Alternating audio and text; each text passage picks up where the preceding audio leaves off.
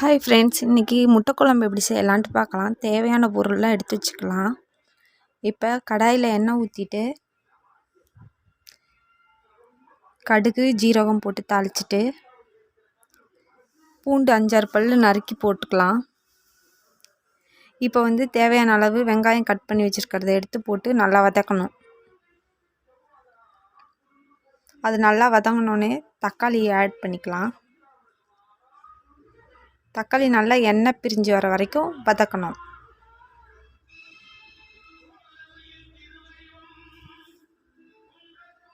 மஞ்சத்தூள் கொஞ்சம் போட்டுக்கலாம்.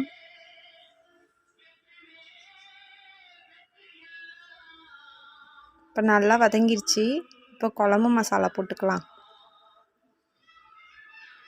நல்லா வதக்கி விட்டுட்டு தேவையான அளவு தண்ணி ஊற்றிக்கலாம். தேவையான அளவு தண்ணி ஊற்றி நல்லா கொதிக்க வச்சுக்கலாம்.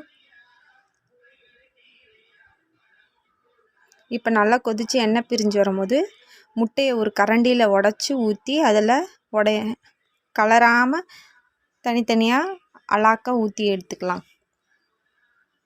தனித்தனியாக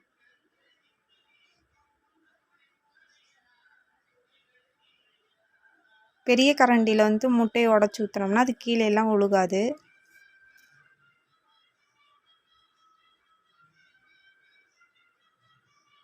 இப்போ அது நல்லா கொதிச்சு வந்துருச்சு.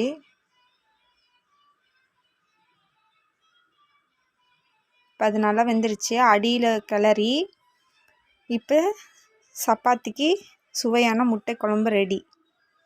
என் ஸ்டைலில் செஞ்சு பாருங்கள் ஃப்ரெண்ட்ஸ். தேங்க்யூ.